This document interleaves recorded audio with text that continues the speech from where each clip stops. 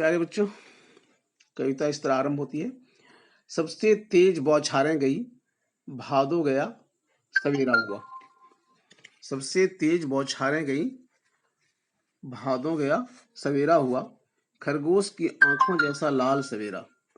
शरद आया पुलों को पार करते हुए, अपनी नई चमकीली साइकिल तेज चलाते हुए, घंटी बजाते हुए जोर जोर से, चमकीले इशारों से बुलाते हुए, पतंग उड़ाने वाले बच्चों के झुंड को चमकीले इशारों से बुलाते हुए और आकाश को इतना मुलायम बनाते हुए कि पतंग ऊपर उठ सके, दुनिया की सबसे हल्की और रंगीन चीज उड़ सके, दुनिया का सबसे पतला कागज उड़ सके, बांस की सबसे पतली कमानी उड़ सके, कि शुरू हो सके सीटियों, किलकारियों और तितलियों की इतनी नाजुक दुनिया। जन्म से ही वे अपने साथ लाते हैं कपास। पृथ्वी घूमती हुई आती है उनके बेचैन पैरों के पास।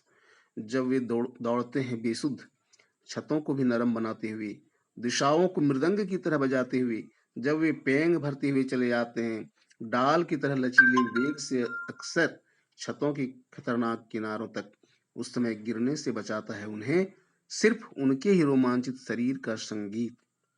सिर्फ उनके ही रोमांचित शरीर का संगीत। पतंगों की धड़कती ऊंचाइयां उन्हें थाम लेती हैं। महज एक धागे के सहारे पतंगों के साथ साथ वे भी उड़ रहे हैं अपने रंध्रों के सहारे। बच्चों, इस तरह से आपने कविता पढ़ी। और भी चार पंक्तियां हैं। अगर वे कभी गिरते हैं, अगर वे कभी गिरते हैं खतरनाक, अगर वे कभी गिरते हैं छतों के खतरनाक किनारों से और बच जाते हैं, तब तो और भी निडर होकर सुनहले सूरज के सामने आते हैं। पृथ्वी और भी तेज घूमती हुई आती है उनके बेचैन पैरों के पास। ये थी पूरी कविता जो हमने पढ़ी। आप भी घर में पढ़ने का प्रयास कीजिए और आज हम इसके भाव सौंदर्य को देखेंगे। कवि कहना क्या चाहता है। कुछ इसमें कठिन शब्द हैं, काठिन्य निवारण आप कर लीजिएगा, मैं लिख के दूंगा तो आप उसको कक्षा कार्य में अवश्य कर लीजिएगा, याद भी रखिएगा। सबसे तेज बौछारें गई, भादों गया, सवेरा हुआ, खरगोश की आंखों जैसा लाल सवेरा। बच्चों, जैसा जहां प्रयोग होता है, जैसा शब्द, वहां कौन सा अलंकार होता है आपको पता है? जहां समानता का भाव, जैसा जैसी, फूलों जैसा चेहरा, ठीक है, इस तरह से। तो वहां क्या होता है, कौन सा अलंकार? चांद सा चेहरा, चांद जैसा चेहरा। तो यहाँ खरगोश की आंखों जैसा लाल सवेरा, यहाँ पर है उपमा अलंकार।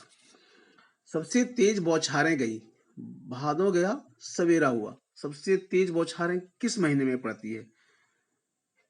कौन सा ऐसा महीना है जिसमें सबसे अधिक तेज बौछारें पड़ती हैं? हिंदी महीने की बात कीजिए तो सावन का महीना, बहुत तेज बौछारें पड़ती हैं, बहुत बादल घुमड़ते हैं, बहुत बरसात होती है। तो बौछारों वाली बरसात होती है, बादल से बूंदें झरती रहती हैं, है ना। तो सबसे तेज बौछारें गई, भादों गया, उसके बाद भादों का महीना आया, सावन भादो, भादों में खूब बरसात होती है। सावन से के बराबर ही, थोड़ी थोड़ी सी कमी होती है उसमें, लेकिन होती है बरसात खूब। सावन भादो, उसे भादों गया, सवेरा हुआ, उसके बाद सवेरा हुआ, नया सवेरा एक आया। कैसा सवेरा? शरद ऋतु का सवेरा। इसके बाद वर्षा ऋतु के बाद शरद ऋतु आती है। भारत में 6 ऋतुएं हैं, आपको पता है बच्चों। 6 ऋतुओं में ग्रीष्म के बाद वर्षा, वर्षा के बाद शरद। तो शरद ऋतु, शरद का मौसम आया तो कभी बताता है कि भादों के महीने की तेज बौछारों वाली वर्षा का मौसम बीत गया। अब खरगोश की आंखों जैसा लाल सुंदर शरद ऋतु का सवेरा आ गया है। खरगोश की आंखें, खरगोश यूं ही बहुत ही मासूम सा प्राणी है ना, और उसकी आंखें कितनी खूबसूरत होती हैं। उसकी आंखें बड़ी चमकीली होती हैं, बड़ी सुंदर होती हैं, साफ सुथरी होती हैं, सुंदर लाल लाल खरगोश की आंखें थोड़ी लालिमा लिए हुए, लेकिन सुंदर आंखें। उसी तरह शरद ऋतु साफ सुथरी ऋतु है, जिसमें मौसम बिल्कुल साफ रहता है, बारिश से धुला निखरा सब कुछ रहता है, सारा वातावरण धुला निखरा सा लगता है।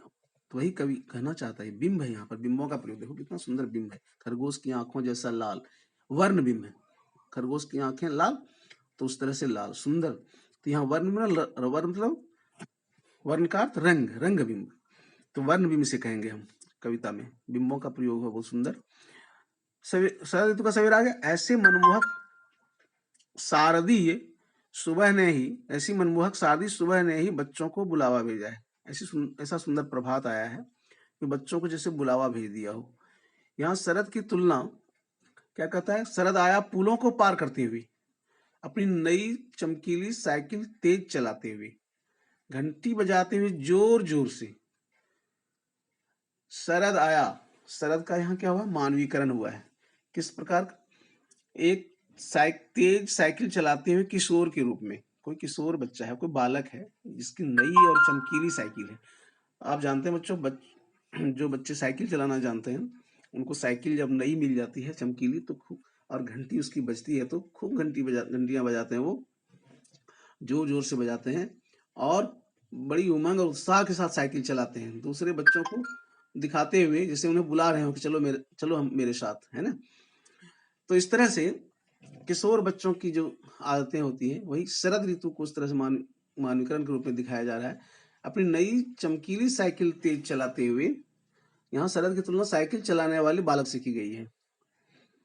कवि शरद की सुबह का मानवीकरण करते हुए बताता है कि वो ऐसा जान पड़ता है जैसे कोई अपनी चमकीली साइकिल को तेजी से चलाते हुए सबका ध्यान आकर्षित करना चाहता है, किसी बच्चों का ध्यान आकर्षित करना चाहता हो। चमकीली साइकिल चलाते हुए, उसकी घंटियां बजाते हुए शरद की यह सुबह अपने चमकीले इशारों से बच्चों के झुंड को बुला रही है, इशारे से बच्चों को झुंड को बुला रही है। कितना सुंदर मानवीकरण है ना।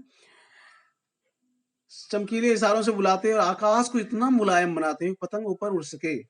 इस शरद इतना आकाश को मुलायम बना दिया, और भी तो कोमल, यानी वहां पर हवा का ज्यादा प्रभाव नहीं है, हवा ठीक है जिससे कि पतंग उड़ सके और पतंग ऊपर उड़ सके। दुनिया की सबसे हल्की और रंगीन चीज उड़ सके। पतंग क्या है, दुनिया की सबसे रंगीन और हल्की चीज है ना, क्योंकि ये कागज से बनती, बहुत पतले कागज से बनती, सबसे हल्की है और रंगीन है, रंग बिरंगी होती है पतंगे, है ना। इसने आकाश को मुलायम बना दिया है, अर्थात बारिश के बाद मौसम साफ हो गया है। सीधी सी बात है, मुलायम बनाने का तो मौसम बारिश के बाद साफ हो गया शरद ऋतु में, और हवा थोड़ी तेज चलने लगी है ताकि पतंग अच्छी तरह उड़ सके। उसके उड़ने के लिए अनुकूल वातावरण बन गया है, पतंग के उड़ने के लिए अनुकूल वातावरण बन गया है। ठीक है, तो इस दुनिया का सबसे पहला दुनिया का सबसे पहला कागज उड़ सके। बांस की सबसे पतली कमानी, बांस की पतली कमानी से पतंग बनती है कि शुरू हो सके सीटियों, किलकारियों और तितलियों की इतनी नाजुक दुनिया, ताकि शुरू हो सके। कभी आगे कहता है, बच्चे कहते हैं पतंग ऊपर उड़े, शुरू हो उनके उमंग भरे मन की किलकारियों, सीटियां बजाते हैं, किलकारियां भरते हैं बच्चे। उनके साथ ही कभी तितलियों की नाजुक दुनिया की बात करता है कि ये रंग बिरंगी जो पतंगे हैं तितलियों की तरह लगती हैं, जैसे तितलियां आसमान में उड़ रही हो, इसलिए कहा तितलियों की रंग। और बच्चों को तितलियों से बहुत प्यार होता है। वास्तव में सभी बच्चों के कोमल मन और उनकी उमंग भरी इच्छाओं के बिंब है, ये सब चित्र है। ठीक है बच्चों, समझ रहे। तो बाल सुलभ इच्छाओं की पतंग, यहाँ पतंग बच्चों की बाल सुलभ इच्छाओं की प्रतीक है। अभी इस वीडियो में इतना ही, आगे हम देखेंगे।